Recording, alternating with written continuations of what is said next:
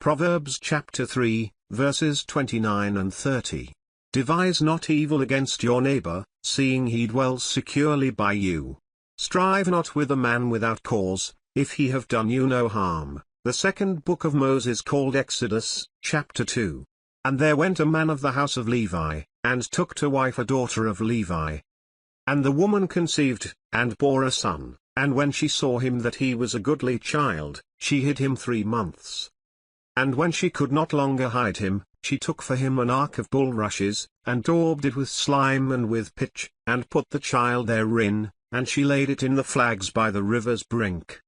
And his sister stood afar off, to wit what would be done to him. And the daughter of Pharaoh came down to wash herself at the river, and her maidens walked along by the river's side, and when she saw the ark among the flags, she sent her maid to fetch it. And when she had opened it, she saw the child, and, behold, the babe wept. And she had compassion on him, and said, This is one of the Hebrews' children. Then said his sister to Pharaoh's daughter, Shall I go and call to you a nurse of the Hebrew women, that she may nurse the child for you? And Pharaoh's daughter said to her, Go. And the maid went and called the child's mother. And Pharaoh's daughter said to her, Take this child away, and nurse it for me, and I will give you your wages. And the woman took the child, and nursed it. And the child grew, and she brought him to Pharaoh's daughter, and he became her son. And she called his name Moses, and she said, Because I drew him out of the water. And it came to pass in those days, when Moses was grown, that he went out to his brethren, and looked on their burdens, and he spied an Egyptian smiting an Hebrew, one of his brethren. And he looked this way and that way, and when he saw that there was no man, he slew the Egyptian, and hid him in the sand. And when he went out the second day, behold, 2 men of the Hebrews strove together, and he said to him that did the wrong, Why smite you your fellow? And he said, Who made you a prince and a judge over us? Intend you to kill me, as you killed the Egyptian? And Moses feared, and said, Surely this thing is known.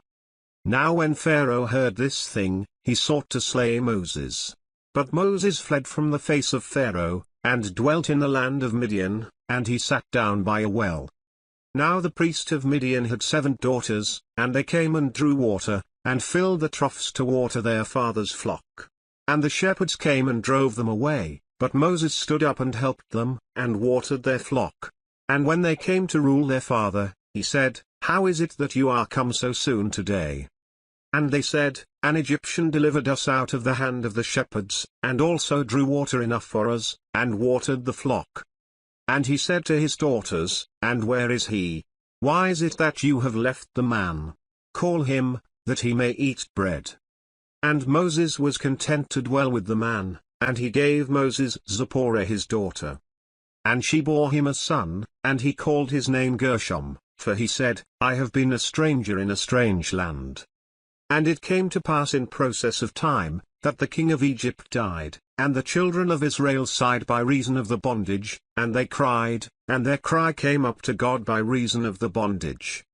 And God heard their groaning, and God remembered his covenant with Abraham, with Isaac, and with Jacob. And God looked on the children of Israel, and God had respect to them. The second book of Moses called Exodus, chapter 3. Now Moses kept the flock of Jethro his father-in-law, the priest of Midian, and he led the flock to the backside of the desert, and came to the mountain of God, even to Horeb. And the angel of the Lord appeared to him in a flame of fire out of the midst of a bush, and he looked, and, behold, the bush burned with fire, and the bush was not consumed. And Moses said, I will now turn aside, and see this great sight, why the bush is not burnt. And when the Lord saw that he turned aside to see, God called to him out of the midst of the bush, and said, Moses, Moses. And he said, Here am I.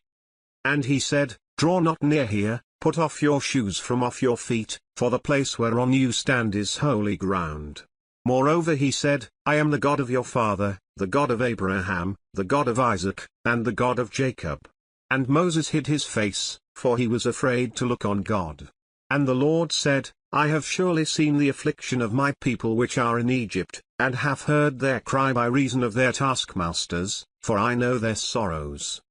And I am come down to deliver them out of the hand of the Egyptians, and to bring them up out of that land to a good land and a large, to a land flowing with milk and honey, to the place of the Canaanites, and the Hittites, and the Amorites, and the Perizzites, and the Hivites, and the Jebusites.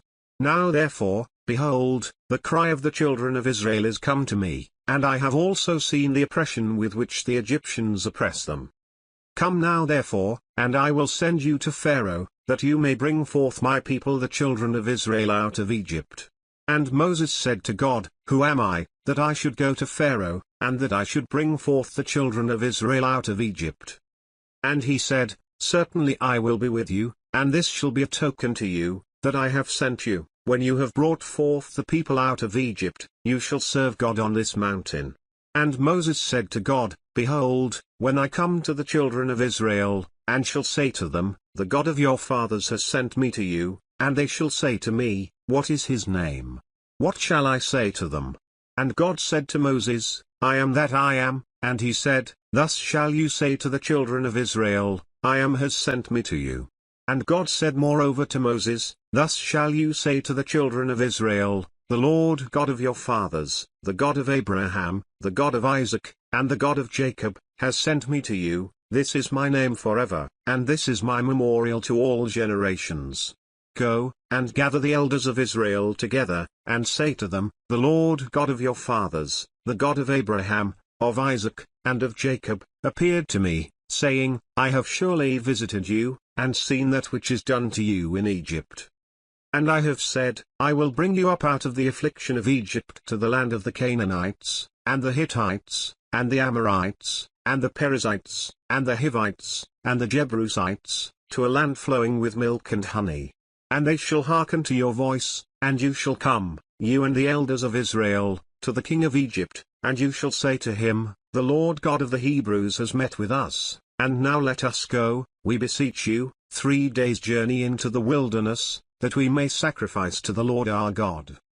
And I am sure that the king of Egypt will not let you go, no, not by a mighty hand. And I will stretch out my hand, and smite Egypt with all my wonders which I will do in the midst thereof, and after that he will let you go. And I will give this people favor in the sight of the Egyptians, and it shall come to pass, that, when you go, you shall not go empty. But every woman shall borrow of her neighbor, and of her that sojourns in her house, jewels of silver, and jewels of gold, and raiment, and you shall put them on your sons, and on your daughters, and you shall spoil the Egyptians.